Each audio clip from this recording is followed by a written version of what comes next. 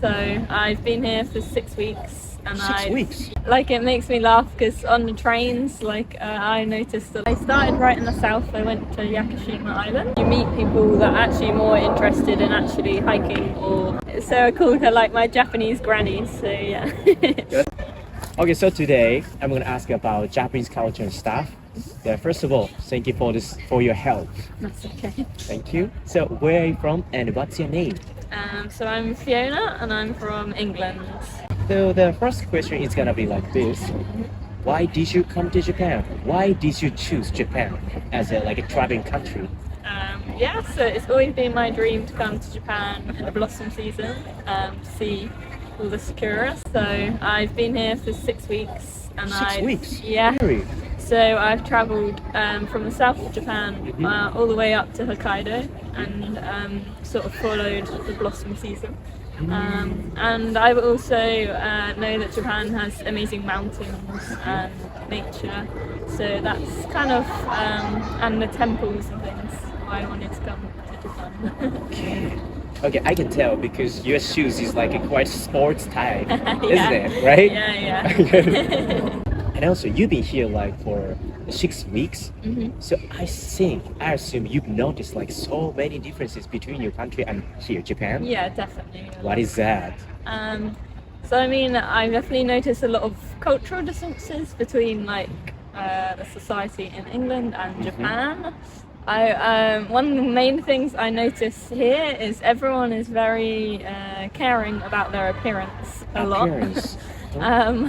It makes me laugh because on the trains, I noticed a lot of Japanese girls always doing their hair, or everyone is always very well dressed.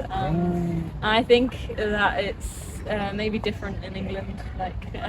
That different? Yeah, maybe. I mean, there are a lot of people in England that are like that as well, but I think here it seems wherever I go, I've noticed that particularly. Speaking of that, when you saw Japanese girls they're making up or something, how did you feel? I think it's very different. Yeah, I don't know. I find it interesting. I guess. But I also wonder what it's like for girls that don't like makeup or their hair, because I am a girl that I enjoy nature, hiking. I don't really care too much to put makeup and stuff on. And I wonder what it's like for the girls and the guys that maybe don't care so much. Is it okay just to do what you like, or is there some sort of I don't know, some sort of expectation in Japanese culture that you have to present yourself well? Do you understand? Yeah, I understand that. But I don't know. This is what it interests me. But yeah, so.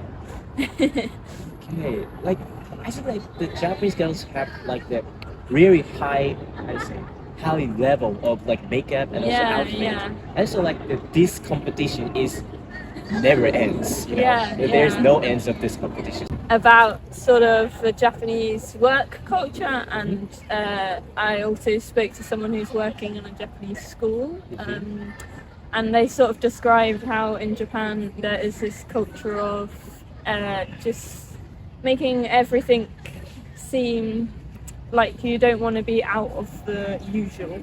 I don't know, but I don't know whether the appearance thing kind of comes into that factor as well, that you don't want to be standing out too much. I don't know.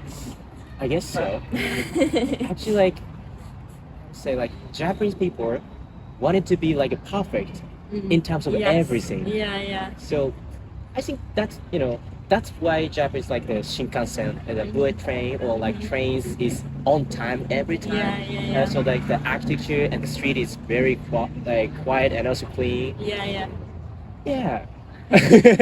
Yeah, it's funny. I think one of the things I've noticed in my trip is there's only been one place in Japan where I have seen some streets where there's a little bit of unusual, as in there's some alcoholics or homeless people, whereas in England definitely a lot of places, big cities, you will see lots of homeless people or people that maybe don't fit into normal society.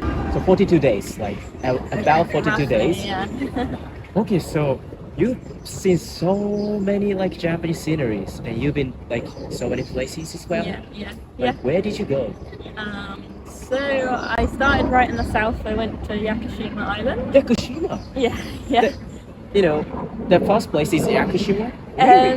Yeah, so I flew to Fukuoka and then I went down to Yakushima. So yeah, it was pretty much the first place I went to, which I don't think is very normal for tourists.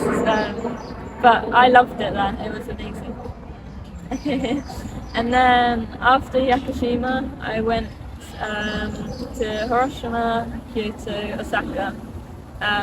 I didn't spend much time in Kyushu because I wanted to get to similar festivals. So I went to a festival in Inuyama and Takayama. And then I've been to Kamikochi. And then I've been to Nikko National Park. And then I went to Fuji on the coast, on the north coast, and then I went to Hokkaido. Oh, Hokkaido too? Yeah. So, really? And then come back here to fly home, basically. Actually, literally, you've been so many places in Japan. Yes, yeah. I have seen a lot, so yeah. I'm pretty sure that one of the places the viewers didn't go. I guess. Yeah. Yeah, well, I think I am more, because I like nature and hiking, I often avoid very touristy places. So, like Tokyo, I've only arrived yesterday and I leave tonight. Okay. Whereas most people that come to Japan probably spend a long time in Tokyo, but I prefer like the places that aren't so many people. So, yeah. Yeah, I'm gonna ask about this. Like, what is the highlight? I mean, there's definitely one highlight that I absolutely loved. I went in Hokkaido. I went to Mount Asade. I might say it wrong, but the highest mountain in Hokkaido. And you can get a cable car or ropeway up to the top, and it is like covered in snow, and it's an active volcano. So there was like there's gaps in the snow where there's like steam and like mud boiling out, and the whole surroundings, all the mountains are covered in snow. Like that was amazing. I think maybe my favorite place I've ever traveled, actually, because I'm not used to seeing so much snow. So where I live in England, it doesn't often snow. So to see somewhere where the snow was like higher than me in depth was... Oh, really? Yeah. Is that? Yeah. Like 2 meters or maybe more? I took a picture actually where they cleared the snow off the road. It was taller than me, so I took a picture of me next to the snow. Oh, really? Can you show me? Yeah, sure. Do you want to see now? Yes. Okay, so it's quite interesting. Yeah, it's definitely amazing. Actually, we found the empty seats, so we get here. Yeah. So let's continue again. So another highlight. Yeah. One of the other places I've been in Japan, which I really loved, was Mount Yoshino. So I went when it was in peak blossom. So it's a mountain full of blossom, but it was a very touristy place. And I remember one point, it was like you're having to queue up for the viewpoint because everyone's taking pictures. And to me that kind of ruins it, because you can't enjoy the view because you're worried about, blocking someone else. And so I love those places in nature where you don't have that and it's just you and the view. It's really cool. Like let yourself feel the nature. Yeah, literally. Yeah, I guess so, yeah. Actually, like sometimes people are really like focused on like Instagram, or, like social media, and taking photos, and it's distract them. Actually. Yeah. I guess that's why I like hiking and stuff, because often you meet people that are actually more interested in actually hiking or nature rather than just getting a photo, because it takes a lot of effort to hike. Not many people who are just going for a photo bother, so that's why you don't get so many people around, which is nice. That's very cool. I think you must see so many Japanese people, met many Japanese people. How do you think about Japanese people, like their personalities? Of course, it depends though. I mean, generally the people I've met have all been really friendly and very kind. I've stayed in some places where it's almost like someone's home, and those places have been amazing. The owners have been so kind and almost treat you as if you're their family, which is really lovely. And sort of elderly couple, and they only spoke a few words of English, so we couldn't really have a proper conversation. We would just use Google Translate or sort of laugh with each other, but she was so kind. She would go out of her way to try and make me feel at home, and I would say that generally, the Japanese people I've met and have spoke to have all been kind of like that. In that particular people I stayed with, it kind of reminded me of my own grandparents. So it's like staying with your. So I called her my Japanese granny. So yeah. That's very sweet. Yeah, and when I left, she said to me that this is my Japanese home.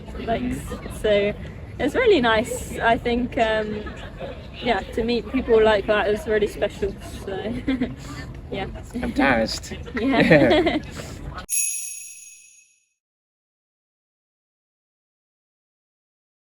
So let's move on to another topic.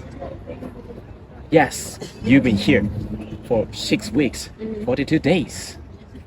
So far, can you rate Japan out of 10, 1 to 10? And the reason as well. Okay.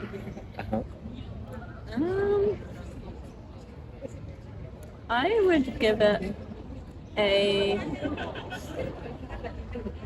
7.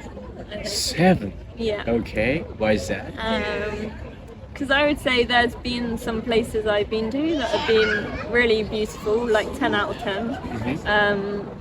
But I would say other places, a bit like I described with Mount Yoshino, they're just so touristy that you couldn't enjoy it. And yeah, I found the cities very busy, so I haven't really enjoyed those places so much, which is why I couldn't give it higher than a 7. Yeah, I mean, I really enjoyed it, which is why 7 out of 10 is pretty good, but I don't think I could give it higher than that because of those reasons, if that makes sense. Interesting.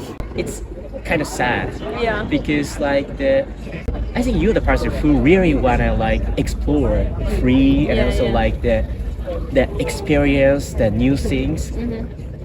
It can make things a little bit more exhausting, if that makes sense, because when you're going somewhere and you're expecting it to be peaceful and quiet, and then you can't even sit down because there's so many people around, or you can't just relax, and it becomes a little bit more tiring, I guess. If that makes sense. But yeah. Thank you so much for this, for your help today. I think I've just talked a load of rubbish, but it's really good things you said. That's okay. But yeah. Bye bye. Bye.